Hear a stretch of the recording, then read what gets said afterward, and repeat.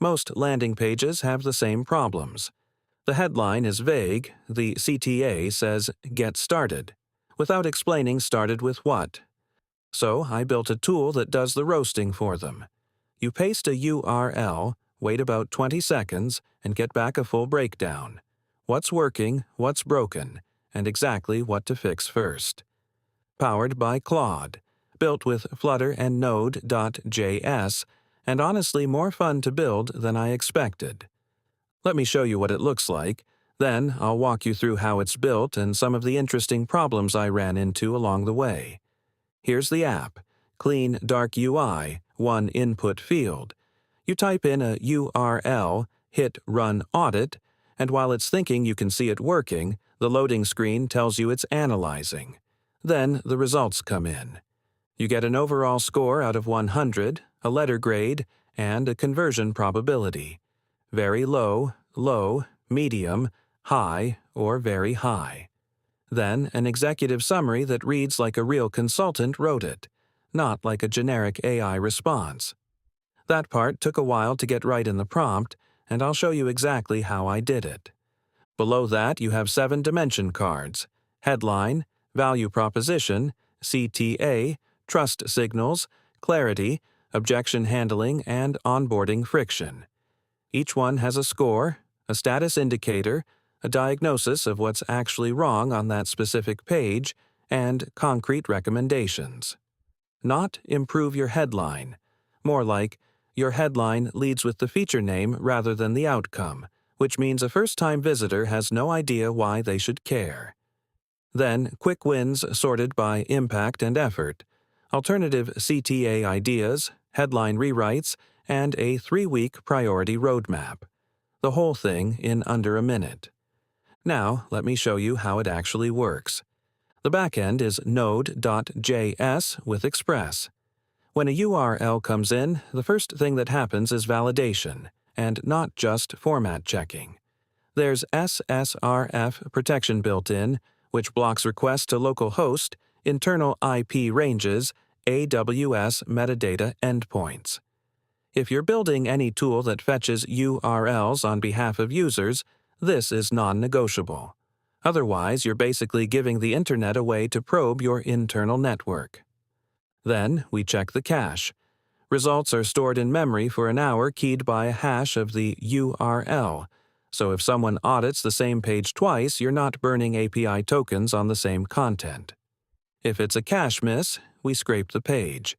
And this is where it gets genuinely interesting because websites are all over the place in terms of how they render.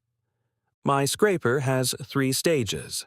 First, it tries a plain HTTP fetch with Cheerio, fast, no overhead, works for anything that's server rendered. If the body comes back mostly empty, which happens with React and Vue SPAs, it falls back to Jina Reader, which is a free service that renders JavaScript pages server-side and returns clean text. Works surprisingly well, and if that's still not enough, it spins up a Puppeteer instance, full headless Chrome, waits for the page to actually render, then extracts everything through page.evaluate using inner text rather than parsing the DOM. That last part is important because inner text gives you exactly what the user sees, not what's in the HTML. There's one case none of this helps with: Flutter Web apps compiled with the CanvasKit renderer. CanvasKit draws everything to a canvas element. There's literally no text in the DOM.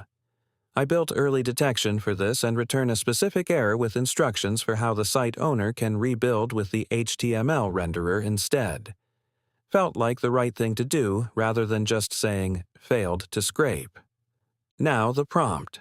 This is the part I spent the most time on and honestly the most interesting engineering problem in the whole project. The naive approach is to dump the page content into Claude and say, review this landing page. You get generic advice that could apply to any page. Not useful. What actually works is treating it like a structured data extraction problem.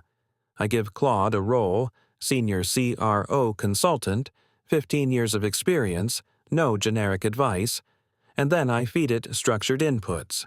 Not just the body text, but the headline extracted separately, the subheadline, Every CTA button has a numbered list, features, testimonials, pricing section, FAQs, social proof signals, form fields, image alt texts. Everything organized so the model can reason about each element individually. Then I specify the exact output contract. A JSON schema with 7-dimension objects, each requiring a score, a status enum, a summary that must reference actual content from the page, an issues array, and a recommendations array, plus quick wins, CTA alternatives, headline rewrites, and a priority roadmap. The key constraint is must reference actual content. That single instruction is what makes the difference between generic and specific output. Claude reads your actual headline and tells you what's wrong with that headline. One thing I got wrong early on, I didn't forbid Markdown inside the JSON string fields, so summaries were coming back with asterisks and bullet points inside string values, which broke JSON.parse. One line in the system prompt fixed it. Little things like that you only discover by running it on real pages. On the Flutter side, the architecture is clean architecture with Cubit for state management.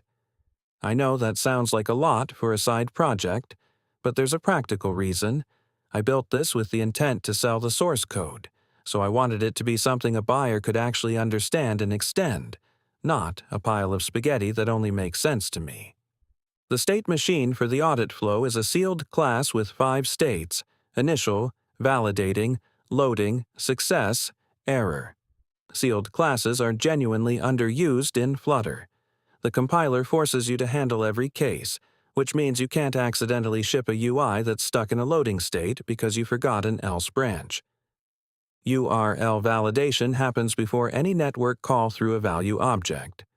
Audit URL.create returns either a valid URL or a failure, and the Cubit handles both paths. The local cache uses Hive, so previous results survive app restarts and load instantly. The score ring on the results screen is a custom painter drawing an arc, animated over 1,200 milliseconds with an ease-out curve. The background orbs are radial gradient containers driven by an animation controller set to repeat with reverse, 12-second cycle, gives that slow ambient movement without being distracting. GlassCard uses backdrop filter on mobile for the actual blur effect and falls back to a tinted container on web because backdrop filter on Flutter Web is still unreliable depending on the browser. That's the whole thing. A scraping pipeline that handles most of the web, a prompt that turns raw page data into specific actionable feedback, and a Flutter client that makes it feel like a real product. If you want to dig into the code yourself, I'm selling the full source, both the backend and the Flutter app, as a package. Link in the description.